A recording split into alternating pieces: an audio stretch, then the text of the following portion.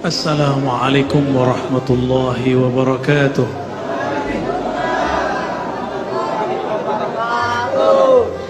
Alhamdulillahilladzi ja'alana min ummati sayyidina Muhammad sallallahu alaihi wasallam. Walhamdulillah thumma alhamdulillahilladzi abrazana fi akhir zaman min ummati sayyidina Muhammad sallallahu alaihi wasallam. Ashhadu an la ilaha illallah wa ashhadu anna Muhammadan abduhu wa rasuluh. Allahumma salli wa sallim wa barik alaihi. Assalatu wassalamu alayka ya sayyidana ya Rasulullah. Assalatu wassalamu alayka ya abal arwah. Assalatu wassalamu alayka ya sayyidal awwalin ya sayyidal akhirin ya sayyidal anbiya'i wal mursalin. Salamullah alaikum warahmatuhu wabarakatuh. Jamaah, para pecinta Allah, perindu Rasulullah sallallahu alaihi wasallam. Meskipun dari tadi kita sudah baca salawat kepada baginda Rasul sallallahu alaihi wasallam, kita juga sudah dengarkan ayat tentang hakikat Rasulullah sallallahu alaihi wasallam. Mari kita kirimkan mahar kerinduan surat Al-Fatihah, kita kirimkan kepada baginda Nabi Muhammad sallallahu alaihi wasallam, pada guru-guru kita, masyayikh kita, imam yang mengarang kitab ini, Al-Habib Al-Allamah Ad-Daya Umar bin Muhammad bin Salim bin Hafiz. Begitu juga pengarang-pengarang kitab yang lain, Diaul Lami, Taiba, Al-Barzanji, kepada yang pertama kali menghidupkan Maulid Nabi, As-Sultan Al-Muzaffar Abu Sa'id Al-Kawkabari, kepada iparnya Salahuddin Al-Ayubi. Merekalah yang menghidupkan majlis ini. Untuk mereka kita kirimkan mahar kerinduan, tanda terima kasih. Al-Fatihah. A'udzubillahi minasyaitonir rajim. Bismillah. Maliki yaumiddin. Iyyaka na'budu wa iyyaka nasta'in. Shiratal ladzina an'amta 'alaihim ghairil maghdubi 'alaihim waladdallin. Semoga berkah bacaan Al-Fatihah, surat pembuka, Allah buka hati pikiran kita, Allah buka ruh kita yang selama ini terpenjara oleh nafsiyah, kedirian, keegoan kita. Amin ya rabbal alamin. Bagaimana cara menumbuhkan rindu?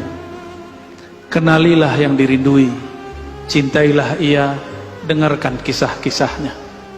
Maka malam ini saya akan kisahkan sebagian dari kisah beliau. Tatkala Abdullah pulang ke rumahnya, Abdullah dinikahkan dengan Aminah bintu Wahab. Abdullah menyebutkan dirinya, ana zabihani. Maka Nabi Muhammad mengatakan, ana ibnu zabihain. Aku adalah putra dari dua orang yang pernah akan disembelih. Pertama Abdullah, dan yang lebih awal lagi adalah Sayyidina Ismail alaihissalam. Dulu Sayyidina Abdullah pernah mau dibunuh. Bukan dibunuh, dinazarkan, jika dia lahir maka Abdul Muttalib akan menyembelihnya. Diundi, undian ke-10 baru namanya hilang. 1 kali undian 10 kali domba, maka 10 kali undian 100 domba. Abdullah mengatakan, ana ibnu mi'ati ghanamin. Aku seharga 100 domba. Mahal ya. Sayyidina Abdullah dinikahkan dengan Aminah. Itu karena Abdul Muttalib bermimpi ada pohon tumbuh dari dalam rumahnya. Pohon itu hanya menutupi sebagian, tapi kurang menaungi bagian yang lain. Esok hari datanglah ia kepada ahli takbir mimpi. Apa kata dia? Wahai Tuan, takbirlah mimpiku. Maka sang pentakbir mimpi mengatakan, pohonmu artinya adalah dari nasabmu akan tumbuh, akan muncul seorang pemimpin di tanah Arab. tapi kepemimpinannya tidak sempurna kecuali dia dikawinkan dengan pohon satu lagi. Maka kawinkanlah dia dengan keturunan Wahab. Pulang dicarilah oleh Abdul Muthalib, apakah Wahab punya anak seorang putri?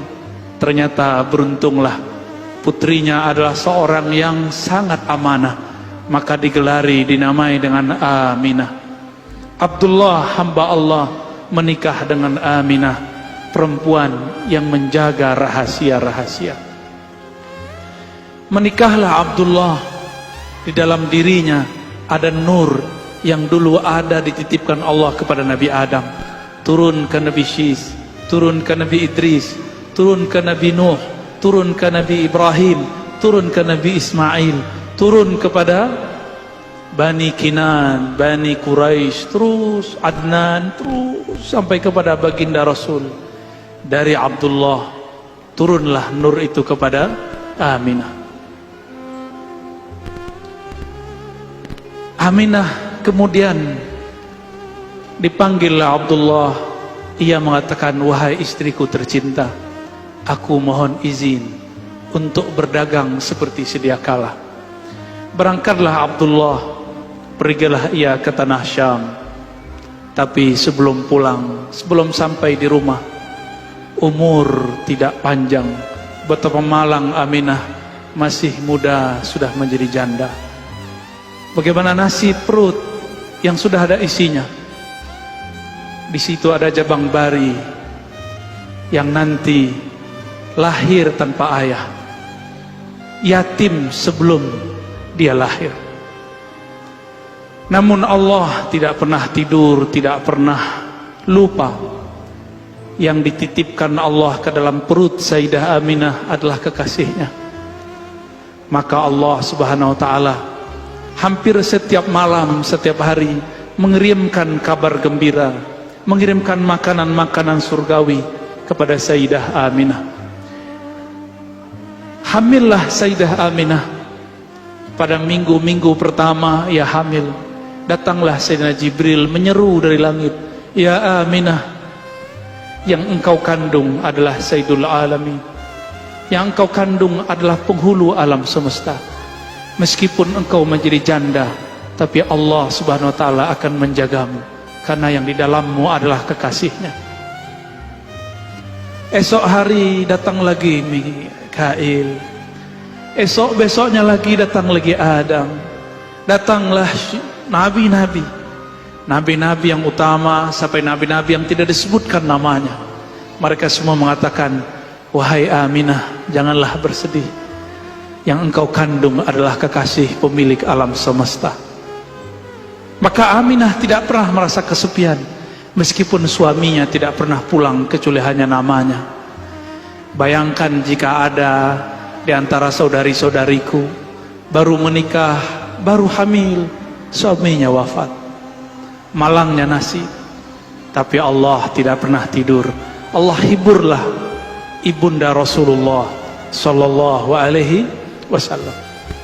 Jika dulu Sayyidatuna Maryam dikirimkan buah-buah surga, dijamin kedatangannya, maka yang di dalam perut Sayyidah Aminah lebih mulia daripada Sayyidina Isa yang dikandung Sayyidatuna Maryam. Tentulah penjagaan dan jaminan Allah lebih tinggi dan lebih besar kepadanya.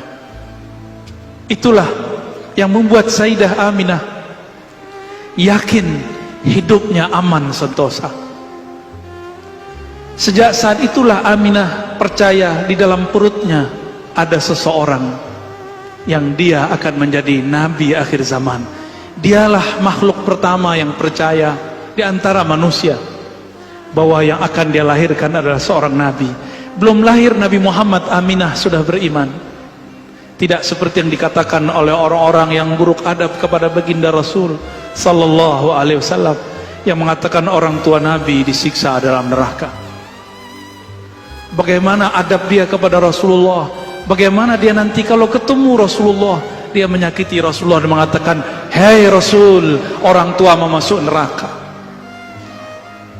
Rasulullah tidak akan menyapa orang ini. Maka adalah seorang ulama murid Imam Ghazali bernama Ibn al-Arabi al-Maliki al-Ma'afiri. Apa kata beliau? Siapapun yang